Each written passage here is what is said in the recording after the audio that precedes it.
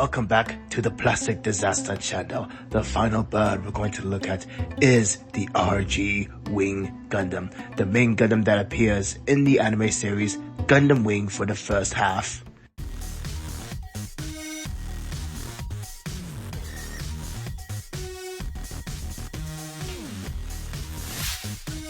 Hey guys, how's it going? I hope you're excited as I am because I get to review the RG Wing Gundam. If you want me to explain the plot of Gundam Wing, check out my Heavy Arms review. I already explained it, so I don't have to explain it again in my RG Wing Gundam review. So, anyways, let's talk about this kit. Taking a look at the box art, it's the usual RG box art, the close-up of the Gundam's face, what the Gundam's gonna look like, and it also adds the Neo Bird mode. Look at this side of the box, we already saw the close-up face again, the cool features, and what the kit looks like when it's all put together. And this side of the box, we see the Wing Gundam front and back shot and some really badass poses. And inside the box, it's going to contain 8 bags of runners and the manual. So going through the instruction manual, I'm not going to go every single page. I'm just going to go through the highlights. So for these highlights, feel free to pause and read if you like.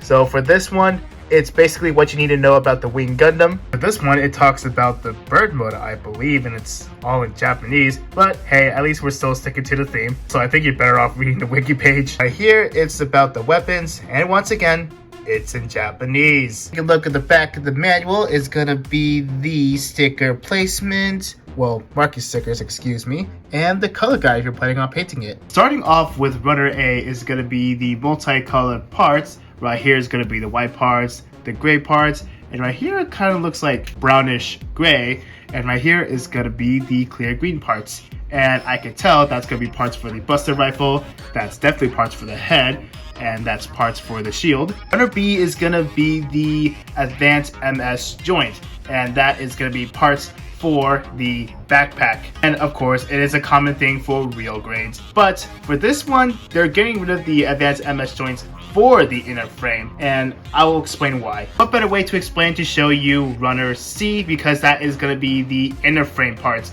because they're going to focus more on tight joints, because early real grades, joints gets loose over time, so Bandai fixes it, and it's doing a tremendous job for modern real grade kits. And no, I'm not saying the old real grade kits are bad. Some of them age pretty well. Just that I'm really happy that Bandai is improving every time. And we also get another Runner C. Runner D is going to be more inner frame parts, and I can definitely see we have some hand options. That's parts for the skirt, and that's parts for the waist, and I can definitely tell that's an action-based connector. Okay guys, this is a pretty unique one. So Runner E1 is going to be the yellow parts. That's definitely parts for the shoulders, parts for the arm, and I believe that's parts for the gun. And Runner E2 is going to be a copy of this section. And focusing on Runner E2, we also have parts for the chest right here and parts for the V-fin. Okay guys, another unique case. So Runner F1 and F2 share this part of the runner. Focusing on this side of F1, it has parts for the chest, and looking at this side, which is Runner F2, that's going to be parts for the skirts. Alright guys, we have a few more weird ones coming up, so bear with me here. Looking at Runner G1 and G2 is going to be the red parts, and they both share the feet parts. This side, which is Runner G1, has parts for the backpack. This side, which is Runner G2, is going to have parts for the shield. Runner H1 and H2 share this chunk of a runner, and I believe those are parts for the knees, that's parts for the ankles, and H2 only have this part, while H1 only has this part. Okay guys, last weird one. So we have Runner I1 and I2, which share this chunk of the runners. Looking at the I1 side, they only focus on the wings part, and while Runner I2 is going to have parts for the shield and the skirt. Of course, it does have the beam saber part. Here you have the beam saber runner, but you only need one, but it's nice that we have two. And the usual real grade marking sticker sheet. So that about wraps up the unboxing. I am so pumped to build this kit together. See you guys after the build. Alright, so here is the RG Wing Gundam all put together. And for building experience, well, let's just say if it's your first time building a real grade kit, you might find this build a bit tedious. But if you're patient enough and if you're willing to sand down all the parts, you might get a really great looking kit. Did I say might? I meant it is a great looking kit. Because as usual for real gray kits, you do get some inner frames poking out, the off-white just to break the white, and you get great color separation. And as for proportions of this kit, well, comparing this to the anime, I feel like the real gray version has a little bit longer limbs than the anime, and it's also less chunky. Sadly, I don't have the high grade after calling the Wing Gundam, so I can't make the comparison, but if you guys do have that kit, let me know in the comments below. I think I am interested in getting that kit as well. Going back to what I said about sanding, majority of these parts are undergated, and if you guys don't know what undergated means, okay, I think it would be easier if I show you that with the manual so you can have a better visual. Anyways, if it's your first time building a modern real gray kit, usually these guys would be attached to a part. So they will be on the rudder, but what undergate is, it will be under the part so you don't have to worry about nub marks. Alright, so that about wraps up the out-of-box presentation. I'm going to work on this kit and I'll see you guys right after. Hey guys, this is Editing Plastic Disasta here. So I know you guys are going to call me out on this, but throughout the review, I actually have these thruster parts on backwards, so I didn't really pay attention on the instruction manual, and I forgot to say that these thrusters can move up and down on the articulation, so enjoy the rest of the review. And here is the Wing Gundam after all that work, and judging from my experience, well, pedaling this kit, I feel like there's not a lot of surface detail. Now, hear me out. What I'm trying to say is that there is not a lot of, how do I say it, panel details. So it's best if you go in and do some scribing on the kit. And one more thing, those marking stickers, yes, some of them don't even want to go down, even though I put a few layers of top coat on it. And it also doesn't look good on dark plastic because you can see the outlines.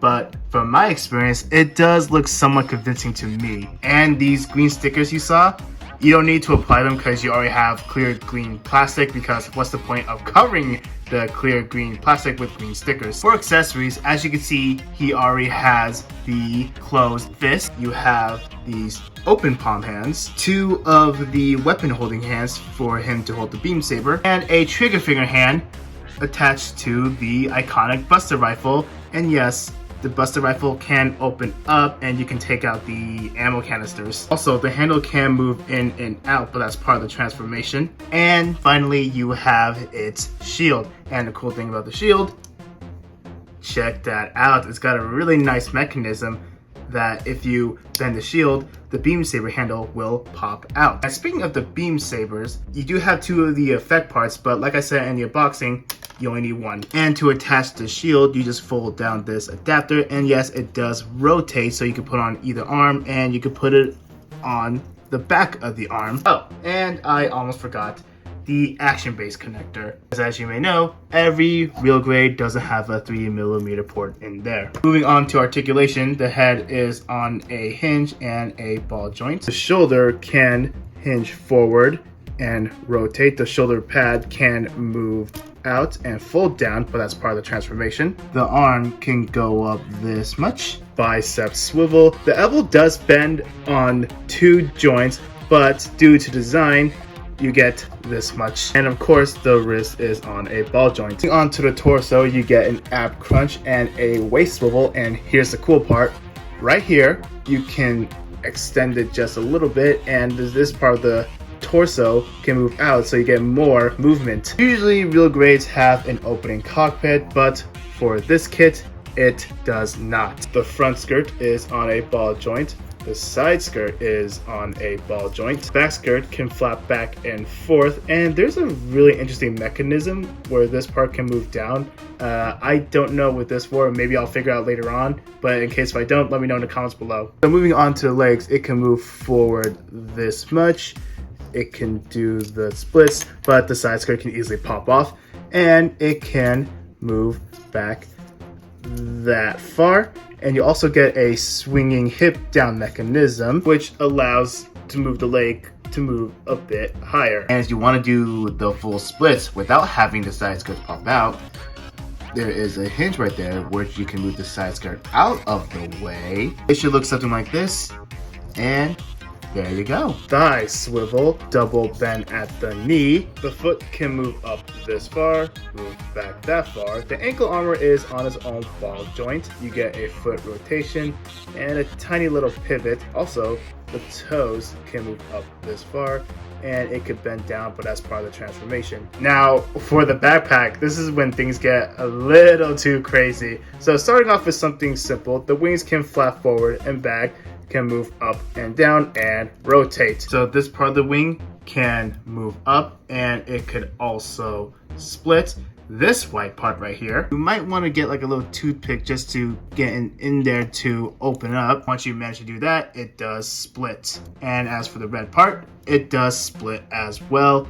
And once again, it can be a little tedious, but here it is.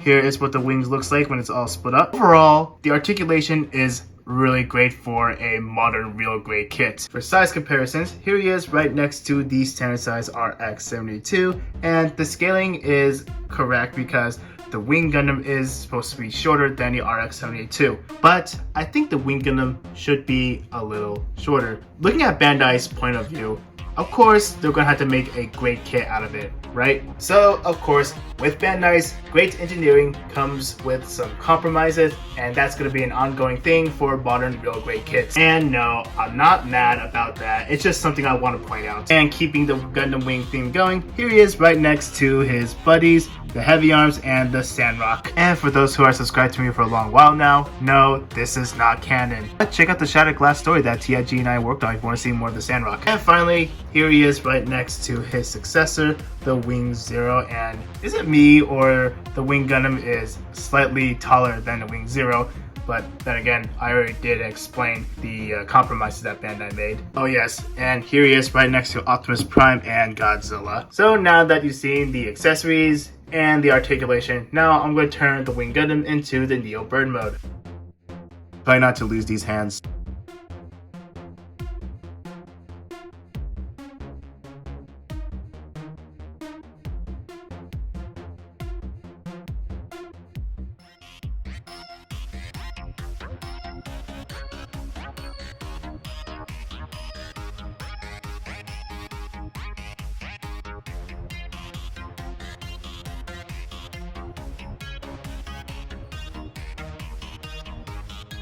And you're going to repeat the same process for the arm and the leg for this side.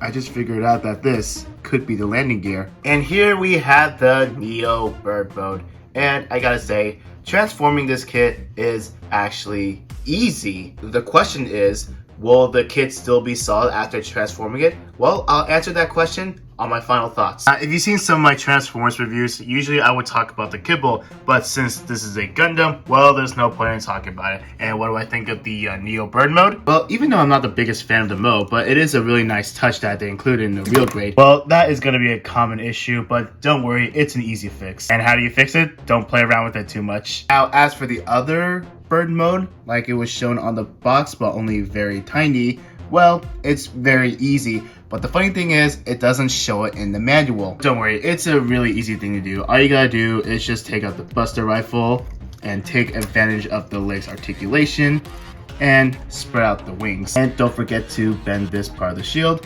And, well, it is a really nice touch, but to be honest, I don't think it's necessary. I think that's just Bandai's way of showing off that you can still have good articulation even in the Neo Bird mode. Alright, let's quickly go over the size comparison so I can go to my final thoughts. The usual RX-72 Gundam, his buddies, his successor, and I am not transforming that, Prime and Godzilla, and the other birds I've taken a look at. Okay, let's turn the Wing Gundam back to its mobile suit mode for my final thoughts. So moving on to my final thoughts. I think this kit is really great. And going back to what I said a while ago, is this kit still solid? Yes.